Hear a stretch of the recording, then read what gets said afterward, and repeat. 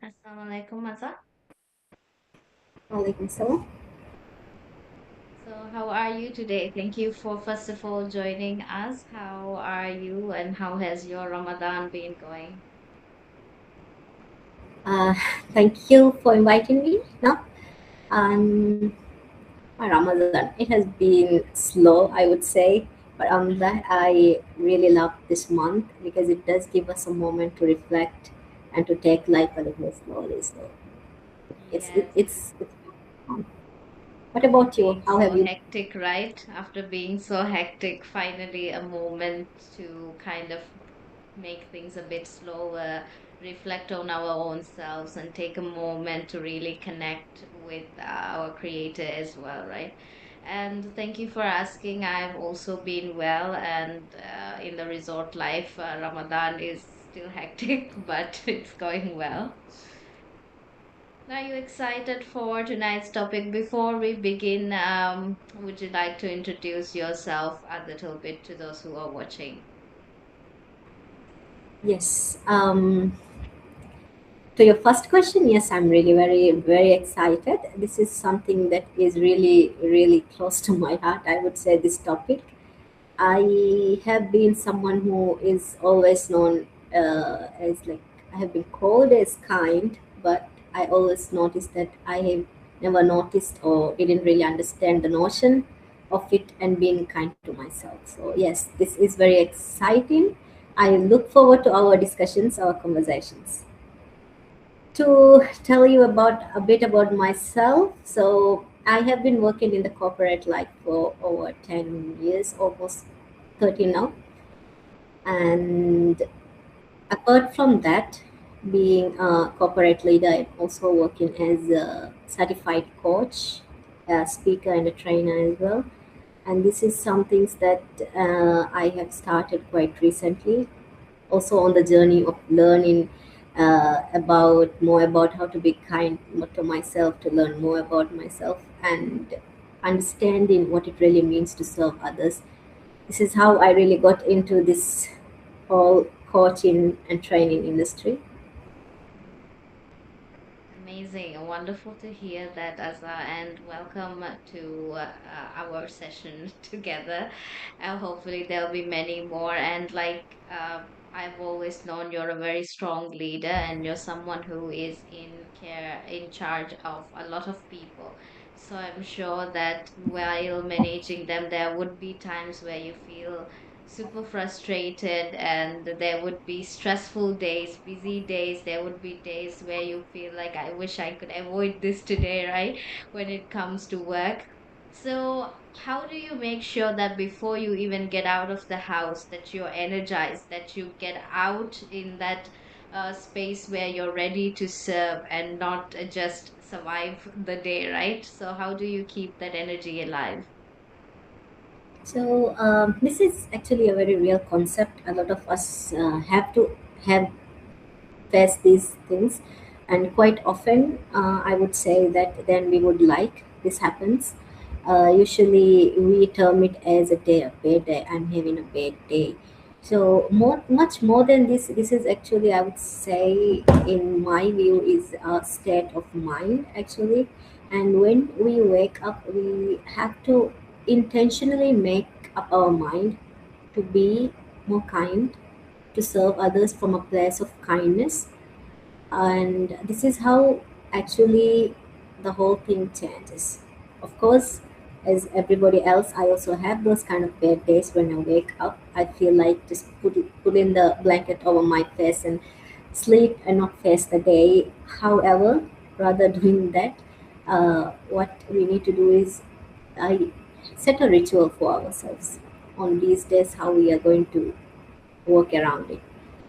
The whole concept is that you need to have a ritual that tells your mind you are safe, because when talking about in more scientific term, usually our mind is more wired to give us that sense of protection, to keep us safe. So if on days that when we are not feeling that good, we tend to like remove ourselves from the situation. So instead of doing that, set a ritual, I would say. That is what I do. Make an intention before we leave the house even. or hopefully before we get off the bed, make a intention that today I'm going to be carrying kindness with me, even if I'm not feeling up to it. This is how I feel, but I will make sure that I do not reflect the same on others. So making an intention to begin your day really helps. Amazing. And I love how you have brought that concept, Okay. right? Amazing. So I love how you have brought that concept alive, right? A lot of times we think that when we are drained or not feeling like it, or when our energy is low, that something's wrong with us, or that we are being lazy, or we label ourselves, or we label the situation as it's a bad situation, this is too tough, I don't want to face it, right? But I love how you have put it out as a mechanism that is for our own safety, right? So our brain literally is telling us that, okay, you're in a situation where you likely might face a danger, or you likely might be in a very uncomfortable situation. So it's warning you just to be safe, right? So these kind of things, when you talk about how do we, you mentioned about being intentional a lot. So, how do we stay intentional? What would be your mantra? Or, a lot of times, these intentions that we have, even though we're very motivated because of something someone said or something someone does, it could easily be washed away, right? And we could go back into that very low point. So, how do we make sure that? We prevent our energy from being drained? How do we keep that intention alive? Or what would you say are the most common drainers for us, or that common leaks for us, that kind of, how do I say, attack our safety, right? Yes. So, like you said, there are a lot of things that drain us of this energy. Even though we keep this intention in the morning, we find as the day goes, we tend to lose it. Mostly, these are coming from different aspects, such as comparison, comparing yourself with others. I believe there is a quote that says comparison is the thief of happiness, if I'm not wrong. This is something that really depletes your energy. The other thing is cynicism. Being too negative is also again something really to do with mental energy and everything that I'm very sure everyone would have heard about one way or other. Being too negative and thinking always through a negative lens is going to have a bad impact. I would say a negative impact on how you see the world.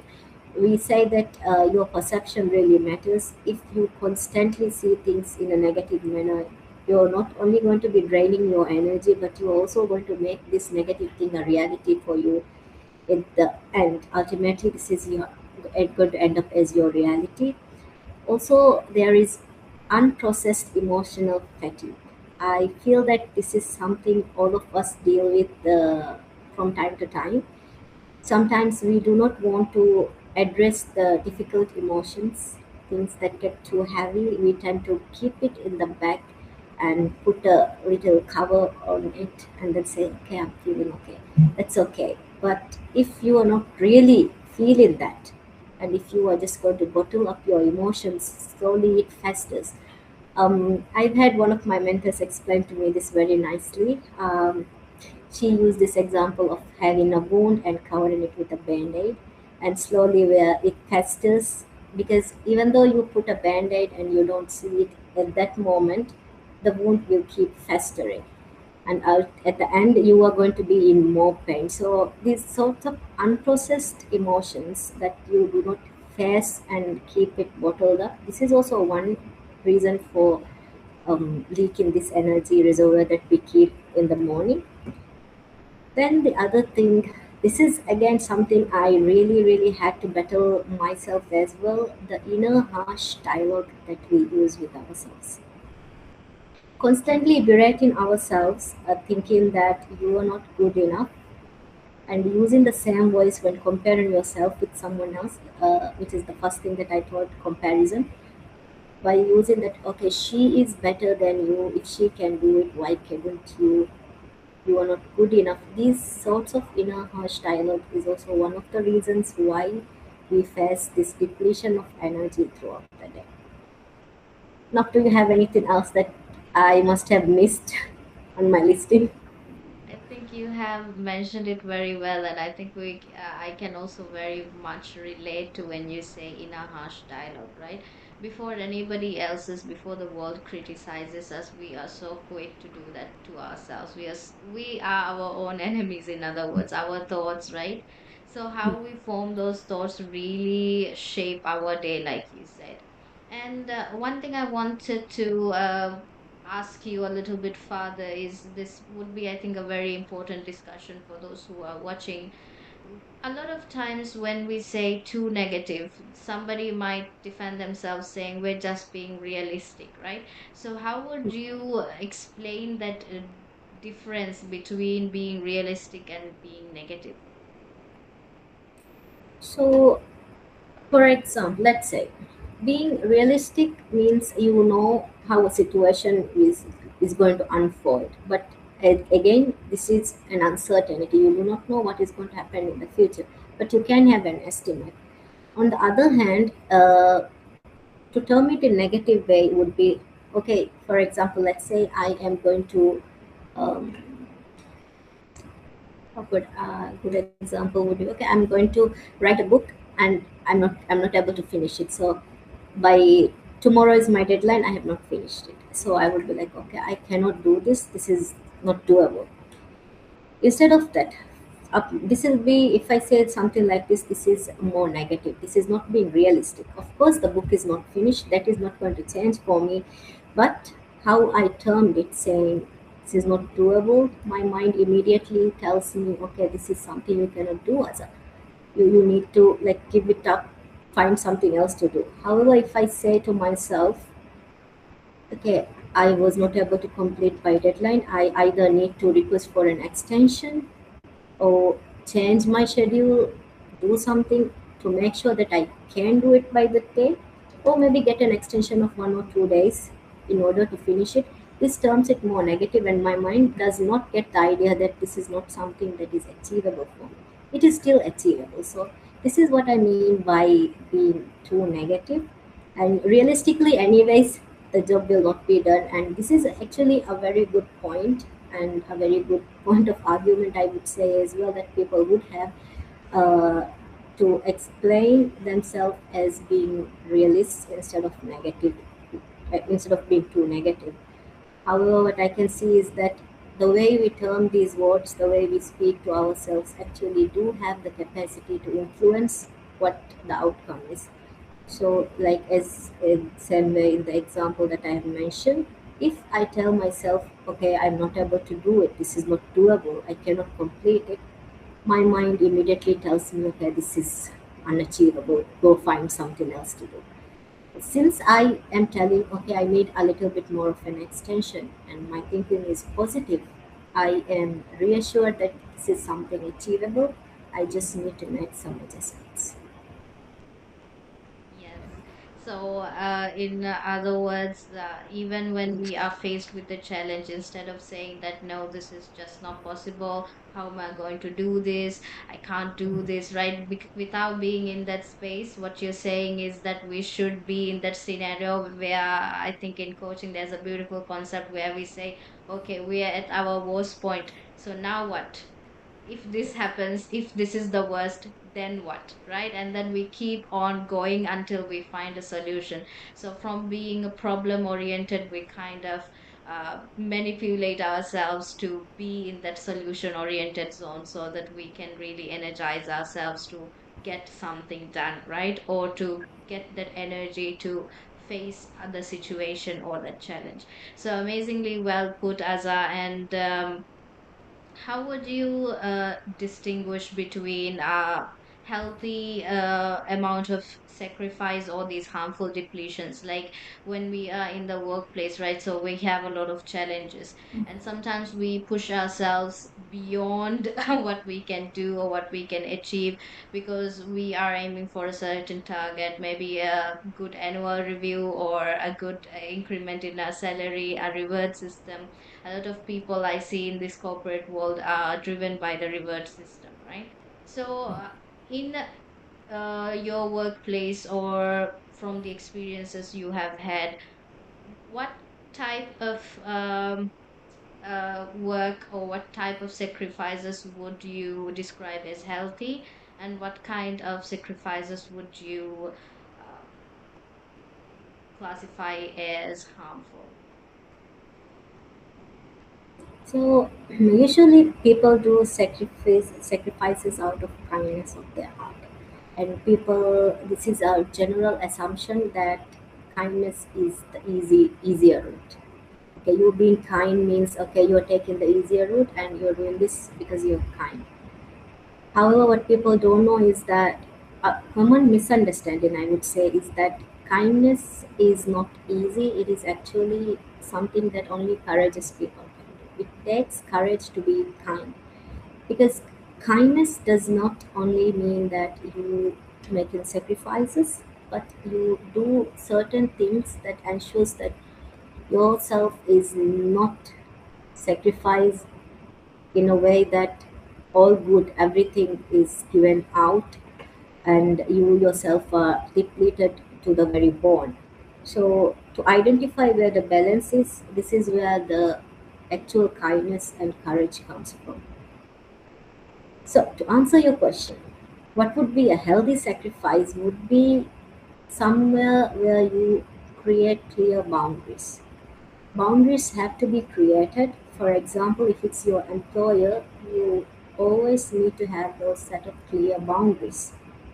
Ultimately, you have a contract with your employer, and both sides have to obey by a contract. It's a relationship of contract where each side get what they need based on the contract. So, there, when you are depleting yourself, I also have been a victim of this, I would say, because I did not know better. However, when you do not create these boundaries, you keep giving and giving without any return on it, and this is actually where the real depletion occurs, and there we can see a real downward, a declining of work performances as well. So it is not really something that works in favor of either the employee or employer once the boundaries are gone. Another thing is having a meaning or a sense of fulfillment, both in personal and professional lives as well. When once this sense of fulfillment is gone, your sacrifices means nothing. It is like it becomes an unhealthy depletion of your time, of your energy, and you will view it as such. For example, if I do not find meaning in my work, let's say I do not find any meaning in my work, I just go there and come back. Slowly, I'm depleting a part of myself for something that doesn't even give me any sort of happiness, any sort of return, and this is not a healthy sacrifice, I would term as. Then the other one is choosing consciously. That is sometimes, especially in the work environment context, people do choose out of fear or guilt. Fear as in fear of authority or fear of being left out, peer pressure, or there is guilt of taking of burdening your coworker too much or taking something that you don't deserve.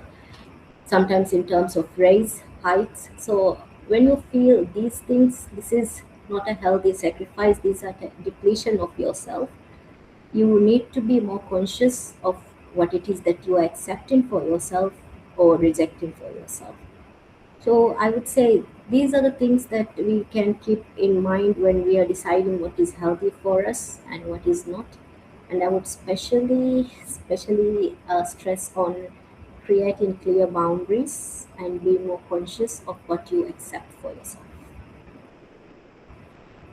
Yeah, very nicely classified these three branches, right? Let's go into each one individually.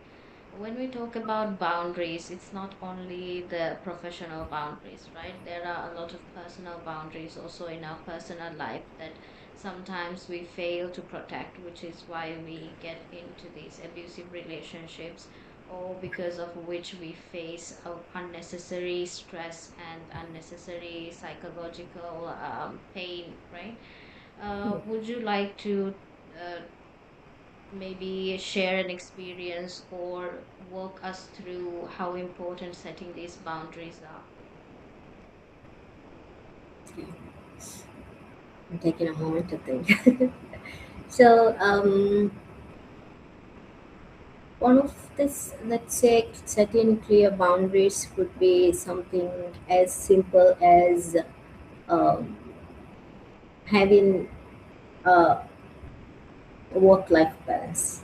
Let's say, so if you are somebody who works in a corporate or any field, and you have set time that you work, and then is your personal time. And if one time something emergency can rise up, something urgent that really needs to be looked into, but every time this does not happen, and if you do not communicate this clearly, and if you continuously keep being available during your mini or your personal time, what you're communicating to the other person is that you do not have any boundaries and anybody can access to you anytime.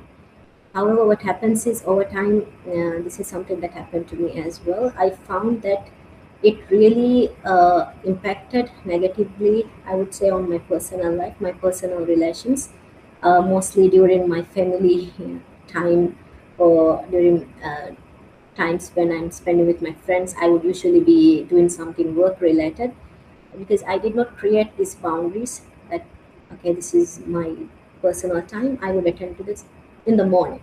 Things that could be attended into the morning or in the morning also, I would just do it in the evening or in the night, late hours, because just because somebody asked me to, even though I didn't really have to. So these sort of boundaries, when it is not put, what it does is it gives you this sense of uh, being or being taken advantage of, because not everybody does it. People actually do create clear boundaries. So if you are not somebody who does this over time, the feeling of being taken advantage would be too much, and this is going to impact in one way or the other in a negative way that could deplete your energy, and going forward you would not wish to put in the same effort on the regular term. So this has happened, and this is not just my personal experience. This is something I have also seen in others who did not set clear boundaries, and I have seen this happen. So yeah, this is a very clear, I think, good example I can give. I agree with you. A lot of times we see people who spend 30, 40 years in the same job role or serving the same company, but after a time when they look back, when it comes to the point where they're ready to leave, right? Hmm. They're not leaving because they're unhappy with the work, but they're unhappy with how unappreciated they are even after doing all that sacrifices, right? And this is something that I always talk about, because in the workplace, being efficient does not mean sacrificing your family, sacrificing all your time, or sacrificing yourself for the sake of the job, right? Being efficient means that you're able to manage everything in time, and being efficient means that you are able to set these clear boundaries so that you don't have to deplete yourself or your energy. And the other thing is that sense of purpose. Since we are on the topic in the workforce, what you mentioned is absolutely on point. I think that I've also seen a lot of times that people go through the same thing. And this also happens because a lot of people, they're working for the sake of having a job, for the sake of earning, but they don't have this sense of purpose or that meaning in what they are doing. So, how would you kind of highlight or kind of take us into this topic a little bit more?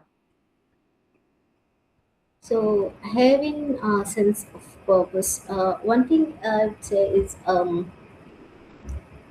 if you don't really have passion for what you do, if you don't really have that sense, get that sense of fulfillment that you're doing, you would wake up every day feeling like, I wish I didn't have to wish I didn't have to do this. This is, I believe, an universal truth, and I can say this without any sort of hesitation. That this is something you are going to face if you do not find that fulfillment, if you do not have that sense of purpose in what you do.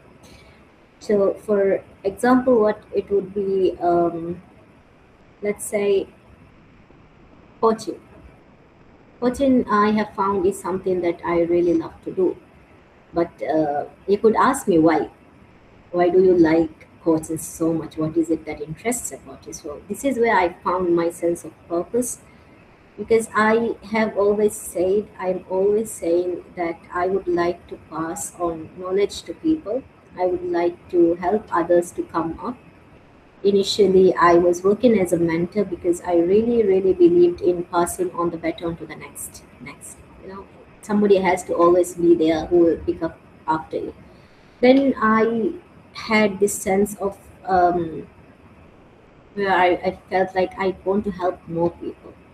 Obviously, through skills and what I have learned, I felt that I could contribute something to the community.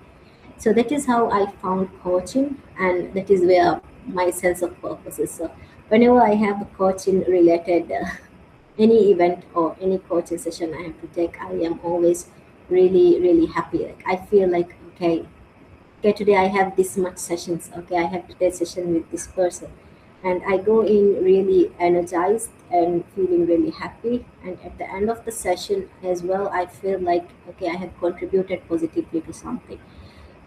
If this was something routine for me, I would not really care. I would not really have any idea what is the impact that I'm leaving the other person with. So, and ultimately, I feel that it would not be something that I would do even out of love or passion. So there is a very vast difference. um, I'm not sure whether I'm telling I'm able to describe it to you well, but if you do not have the passion for something, you cannot stick with it. At least not with the same kind of happiness that we want to have in life. So it's very important that we find that sense of purpose, sense of fulfillment. In coaching, what we do is we ask why.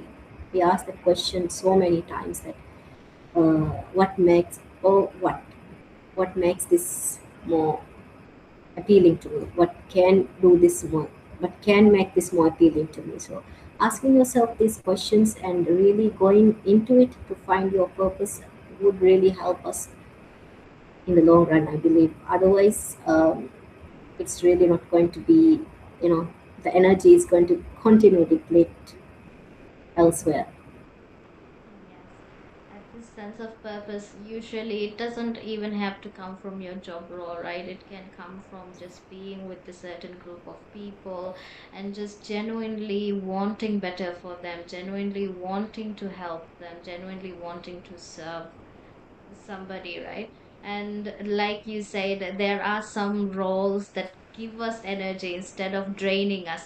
And I can very well relate to this because when I walk into that training room, no matter how tired I am, no matter how sick I am, even when my throat doesn't have any voice, also, I'm so happy and energized just to be there speaking to people and making an impact, right? Because sometimes people think that we are just speaking and it doesn't really have any impact on others. But when somebody walks up to you and says that because of this one word you said, I feel so much better, I understood it so well. These kind of things, when you hear, you realize how much of a difference you're making, right? And this sense of service, I believe, is what should be the driving force behind all of our actions, right? Because that is kindness. Kindness is being of service to somebody else, being genuine and giving instead of taking away something, right? So, Yes. what is the science behind this? What is the science behind us gaining or having that energy when we serve instead of that energy being taken away? Okay. So before we move into science, I noticed that you mentioned something very important about the circle that you are with. When we find this sense of purpose, the circle we surround with is also very important. That is a really, really good point now, and something that I would really like to highlight again. Because if your circle is not supportive, maybe it is time you change your circle. um, I believe it is Jim Rohn who said that the five people, the average of the five people that surrounds you, defines your character. So this is something we hear, and that is actually something that does have an impact. There are studies done on this as well. So it is important that if your circle is not supportive, does not support that sense of fulfillment, you should think about changing the circle. So talking about science. It is said that acts of kindness triggers three things, that is oxytocin, dopamine, and serotonin. Oxytocin is the bonding hormone where when we are kind, we feel like we are giving something. It our brain immediately forms like a social connection with the other person, so it feels safe with this person. There is a bond form, and a dopamine reward system again. It is very attuned when this is, I think, a very old system of the reward system. When you do something good, you reward us, and we as humans we try to work for that reward. And serotonin, mood regulation. So what's happening is that when we are kind, these three gets activated, and that is why we feel good when we are being kind. These are sort of like the feel good hormones. Also, some researchers call it the helper's high, because the three hormones that make you happy, your brain happy, is now activated.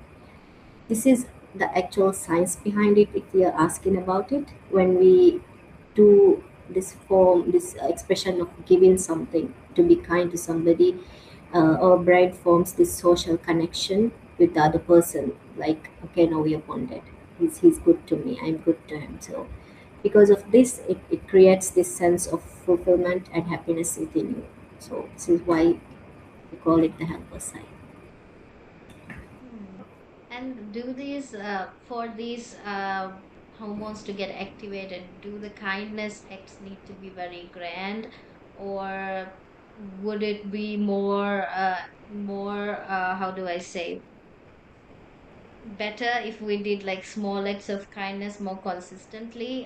What would be the best way? Hmm.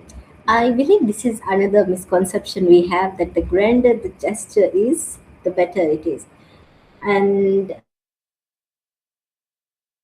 we cannot be any further from the actual thing. That is, it doesn't matter how small it is. If it is consistent, then it is more acceptable to your brain as well. Like, okay, this is a pattern that it can recognize. This is something that it recognizes and knows where the outcome, how the outcome is going to be. For example, if you do this grand gesture, of you do this grand thing as a sort of kindness, the high, when you feel this happy, the high is very high, but you fall quite fast, and the feeling depletes, so it is gone.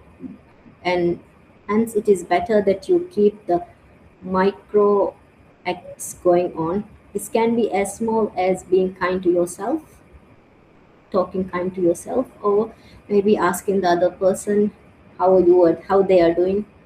When you're working and you see one of your colleagues, just say them good morning, how are you doing today, and the other person immediately recognizes you.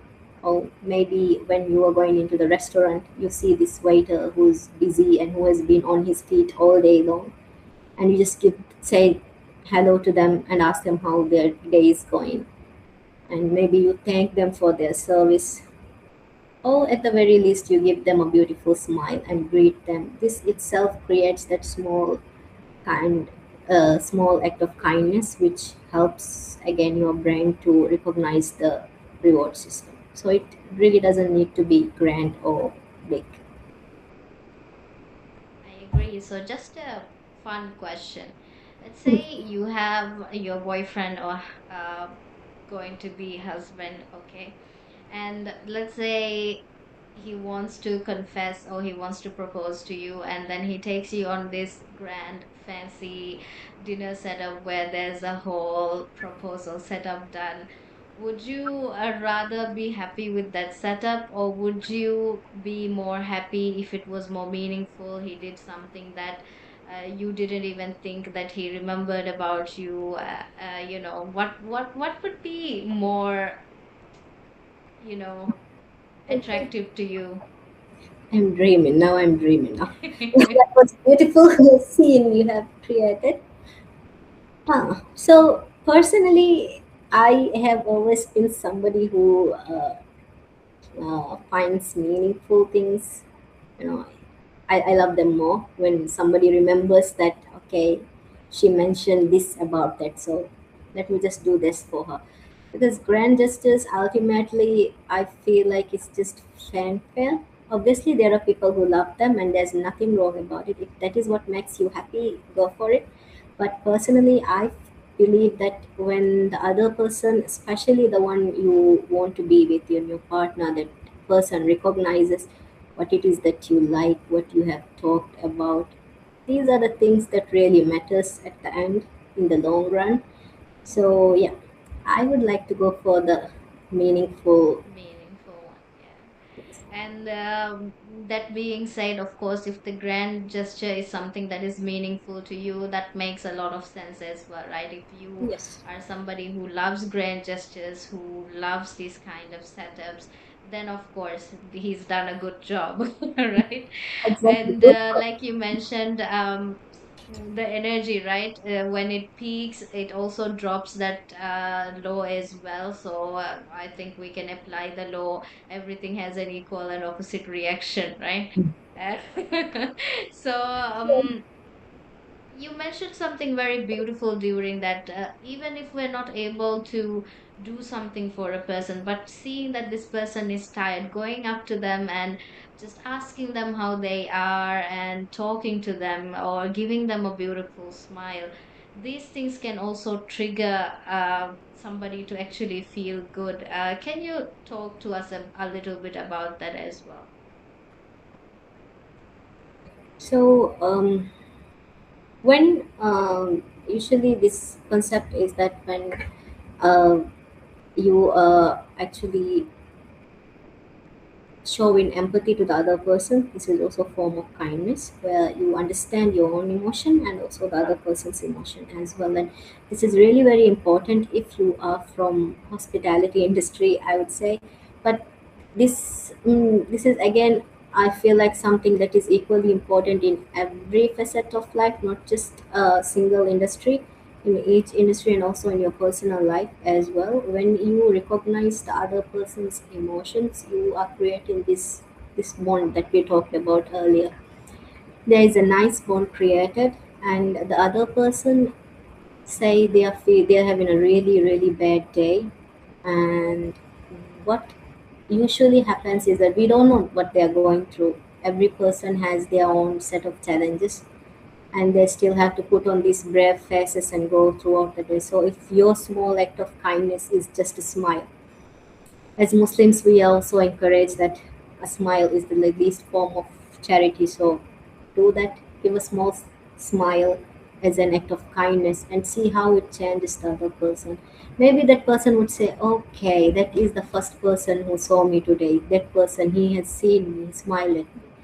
I also came across in a coaching lesson. This is also something one of my lecturers told me that she met a client who told, when asked how they were doing, that it has been years that somebody has asked him how he was doing. Yeah, so this sort of things, this is reality happening. That there are people who have not heard or who have not had anybody check on them in years. So when if you are that person, imagine you are that person today and going and asking them, hi, how are you doing, and making them feel good about themselves. Why not? Why not do this small act of charity in the name of your religion? So be that person, take that step forward and do that small act of kindness and see how things change. Because I believe in this framework. I say that kindness comes from inward, then it has to go for outward, and then it goes forward. This is hopefully a framework I can come up with more polished in the future.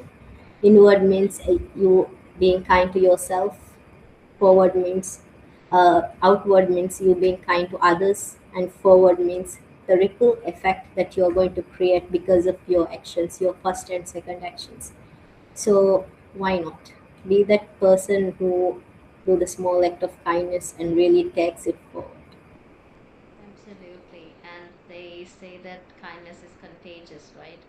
So Yes. you give that sadaga, that one smile to one person, he will give that smile back to three more people, right?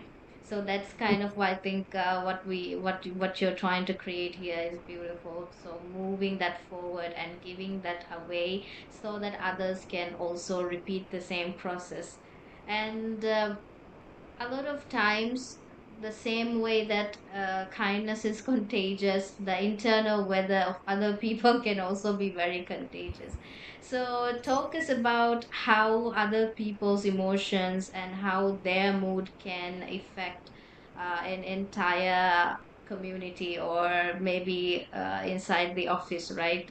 When we're working with a group of people, one person is in a mood and it could completely shift, or even the other way around. Okay. That actually, when you just framed the question, something actually went through my mind that had really happened in this context. Maybe without the names, I will tell the story also. So, uh, this is something that research has also confirmed that emotions are really, really contagious. And the fastest moving is the tone. There is tone of voice, there is body language, and there is the emotional reactions that you have. And as leaders, we are often informed and given tons of trainings to control exactly these three. So when you walk into the room, you do have the authority to change the atmosphere of the room, especially if you are a leader. So there could be one way is that you go in there and you, with all this, huffing and puffing, your chest is, puffing, and your ears, smoke is going to. Let's imagine that somebody is really very angry and walking into the meeting room. These are things, even though I'm saying it in the joking manner, these are things that has actually taken place. People shouting and screaming and slamming doors when they're walking into the room, immediately creating this atmosphere of fear. Some are scared to speak their minds. Ultimately, of course, there is nothing, you're not going to achieve anything um, beneficial from that. Maybe they might say what you want them to say, but the real potential is unseen or unscathed. So you're not going to touch their potential when you do this. So this is one example of how the emotions of a leader can impact. And in the another way is that not you don't only create a sense of fear, but also a sense of resistance among your colleagues, among your peers, that they don't see you in the same light. They don't view as someone they can respect. They don't see them as somebody who has a calm mind. Like some, if you don't show these emotional constraints, resilience, it is rarely that anyone would respect you for your leadership. So this is something that we really need to keep in touch, in check, I would say. And this doesn't only have to be in the leadership context. Let's say, for example, in a family, usually the father is the leader in family here. In modest context, we can say father and mother, but usually when the father comes at home, he's angry, puffing and puffing, like I said before. When this happens, it creates this sense of fear among their kids. They don't really get the respect, they don't really create the bond. The interpersonal relations are not really there. It is more like something of a show that what he's expecting you are giving, and it's not a two-way relationship anymore. So yes, the way that you are, your emotions does have an impact, and especially the tone of voice, the emotional reactions, and the body language. These are the three things that travel fastest in terms of emotions. So as leaders, as people who are in the working environment, we should really take care of keeping these in check. Absolutely. Like you said before, also, boundaries, right? Setting the boundaries. Leave your work at work and leave your home before you enter the office as well. So these boundaries will do a lot of good when it comes to keeping that energy or keeping that vibe alive, right? The vibe that is needed Mm, in a certain place. And like you said, if a leader is not calm and composed when he comes into the room full of criticism or full of negativity and full of all the things that's wrong, then people will also get demotivated and they will feel like, no matter how hard we work, it's not appreciated, or no matter how much we try, it's not going anywhere, right? But we all know it's going somewhere. Even they know how hard they tried, but sometimes just because we fail to appreciate them, this mm. internal feeling can get worse. So what do you think that to keep serving people, how do we keep our internal fire lit, and what are some techniques or tools that we can use? So, in terms of us not to let others affect us, first thing is create clear boundaries for yourself. The other one is keep an intention, keep clear intentions. This is something that is really very easy to do. Start your day with an intention and maybe repeat it throughout the day, because intentions are set so that you can follow it, and over time your mind will get programmed to accept this more. It can be a part of your routine. It really does have a very positive impact. Apart from that, there are many techniques that we can use, including PQ reps. These are also some things that we do in order to keep our mind sharp. Basically, what I say is that to bring the mind to myself, I do this. So, if I am being affected too much by the outside factors, that is how I usually do it. I use some one or two sort of PQ reps, or maybe use some sort of breathing techniques that I have learned over time. Something that could actually help me shift my perspective at that time, because mostly what's happening to us is that we react. Whenever something happens, we react. We are very programmed to react. So instead of doing that, like how I mentioned in the beginning, take the pause, take a step. Yes, so we were talking about keeping fire alive, right? Yeah.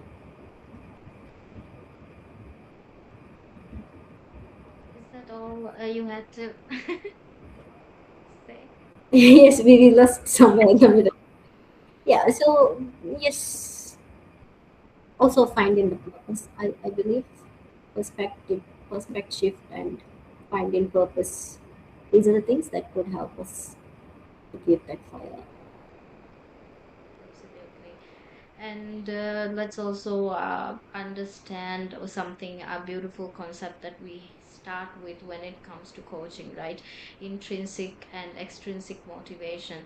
So this extrinsic motivation, it is something that comes from the outside. For example, people validating our emotions, giving us compliments, the reward system. These are all external factors that can contribute to our joy or our happiness, but intrinsic is mostly something that comes from within, right? So being purposeful, being happy and really healthy. So happiness in terms of, yes, I'm fulfilled with what I'm doing, I find meaning in my work. These are things that make you feel really good. And that 1% progress every day, you don't have to be perfect, right, 100% every day, but just that 1%. Yes, I'm doing better than how I was yesterday. These are some things when you start being aware of, you become very motivated because you know you're doing better than yesterday. And this is something that keeps that fire alive. So, like you just mentioned, uh, not comparing, you said comparison is the thief of joy, right? So, make sure that you don't compare yourself to others, or that you don't compare others to others as well, because the more you do it, the more you will see their faults, and the more you will list all the negative things or the bad things about them. So instead, notice the good things. It's not that we are saying that you be delusional and you only see the positive and always be happy and running around, but we're saying that the more kind of good thoughts that you're going to have, the more good thoughts you're going to attract. The more you talk kindly about another person, the more others are also going to talk kindly about you, because then people will know and they will also see that you're a kind person. You're not somebody who talks behind their back, and you will get that same energy and same respect as well. So I think you have mentioned it very well. And in my life, I think something that I've gone through in this is that healing, right? When we are going through a really difficult phase in our life, what heals us is not something somebody else does for us, or not the kind words another person gives us, but it is something that we do to help another person. Even in our worst, when we help somebody else, it heals a part of us. It makes us feel like, we've done something, right? That we are capable, that we are good enough, that we are, how do I say, that we are doing something meaningful. And this is very important, I believe, to heal, or in order to be a better person, to have that sense of service. What do you think? Yes, I fully agree with you now, and what you said about healing as well. Once we do it for ourselves, when it comes intrinsically, once we are over that hurdle, the difficulty, the challenges, we immediately recognize our win. Our mind rewards us, and slowly over time, this belief is more cemented that okay, I am capable, I can do it, I have done that, so I can do this. So this sort of thought patterns can emerge as well. And when you are talking about being kind and being delusional about being kind, I just remembered something that I would like to highlight as well. That when others are clearly violating your boundaries and they are clearly violating your trust or crossing that boundary that you have laid, you do not say, I am kind, I'll be okay with it. No, you don't say that. You actually stand up for yourself and you clearly state your boundaries. You have that self accountability and self respect. This is where actually what I mentioned about being courageous comes from, because you need to be courageous to practice this sort of kindness. And you don't go and say when somebody continuously keeps invading your boundaries, violating what you have set, you don't go back to them saying, I understand you, I am person. So it doesn't work like that. You need to really stand firm, hold yourself accountable. These are all forms of being kind to yourself, because if these things are missing, then again we are going back into that unhealthy depletion or unhealthy sacrifice. So yeah, when you mentioned that, I felt that okay, we need to I need to highlight on this. Yes, because a lot of times you will see that people who are especially in abusive relationships, right? They will continue to tolerate that abuse, or the verbal or physical abuse, because they think, it's my husband, so I should be obedient. I should, sacrifice myself. I should not raise my voice, or I should just tolerate his, mistakes, or his, heart.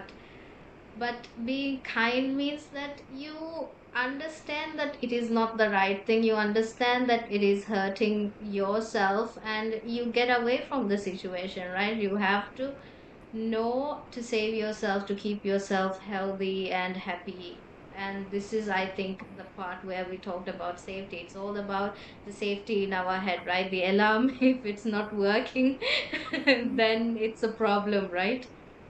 Yes, and that's the very foundation. First, we need to start within ourselves, because this is something I have actually highlighted in my book. as well, that if you are not being kind to yourself, you keep doing this outward kindness, you keep showing up for others, it is a sort of like a veil that you are wearing. It is not real. And what happens is this these kind of things don't last. Somewhere at some point you will get a breaking point and everything is going to crumble. You will see it crumbling. So before that happens, what we need to do is that acknowledge it, all the fears, everything that comes with it, and first learn to be kind to ourselves and set that as the foundation. And if that is Absolutely. your foundation, everything is going to go good.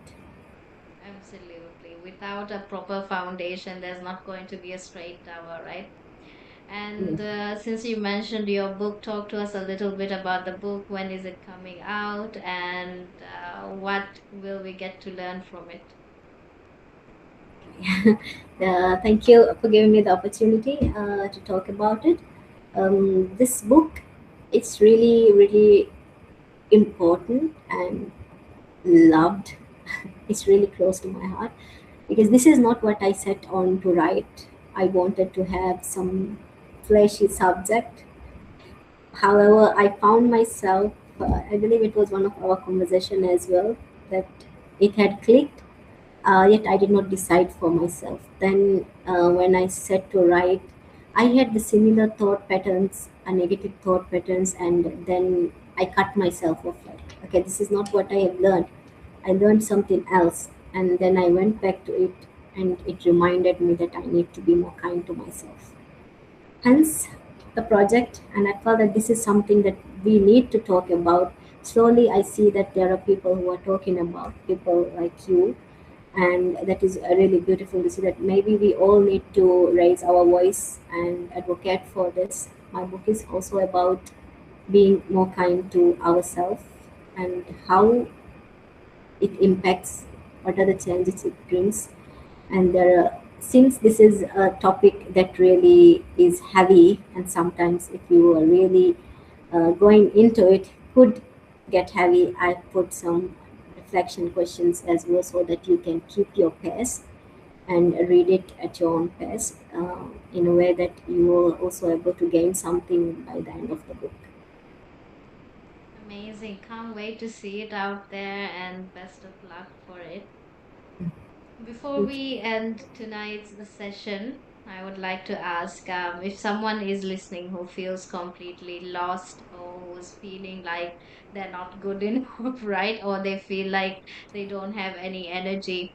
What is that smallest or the first step to lighting up that fire from within? What is that small micro internal shift that they can create in the next 24 hours, maybe, to be able to go into work or to be able to get up in the morning with that energy? um, First thing I would do is I would talk to myself kindly. I cannot stress this enough that we need to really talk to ourselves as we would talk to our friends. Use kind words, like if you say you are not good enough, you are never going to be good enough.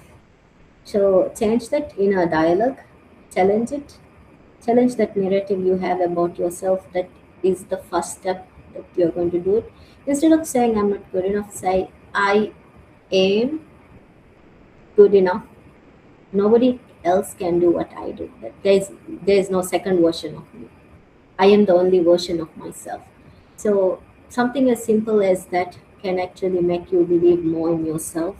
This is a way that you can slowly rewire, I would call it rewire your brain by replacing your thought patterns, since ultimately your mindset is everything. What you believe would become a reality. So challenge that narrative, and as a first step, tell yourself that there cannot be a second version. I am the only me, and that nobody can do what I do. Amazing. Thank you so much. So, for all those who are listening who feel like they don't have any other choice, who feel like I can't wake up to work today. Listen to Azza and tell yourself that, hey, you are the only you that exists and there's no other version of you. So you need to get out there and be the best you can be, right? So Yes. thank you so much, Azza, for joining us. Would you like to say something to our listeners or those who are watching and just leave them with a antidote or some happy message? Okay, so thank you now for inviting me. I had a really good time talking about this. As you can see, I really love talking about this. So, to anybody who's listening, what I would like to say again is that be kind when you're talking to yourself. Leave the harsh dialogues, leave it all together. It could be a little bit challenging, but still, if you really want to know how much it impacts, I would invite you go sit under a tree, under the shade, take a moment yourself, and just think about what you are saying to yourself. And if how you are talking to yourself is not a language, is not the words you are going to use to a friend or even to a stranger, then know that you need to change it. So talk to yourself kindly, and that is where all the change is going to happen from. I can assure that because I have actually worked on it, and I am stemming from there. Yes, it is still a work in progress, but inshallah, we will all reach there together. I hope to take everyone with me. Thank you so much. That's so beautiful. Thank you, Azza. Have a wonderful evening. Bye.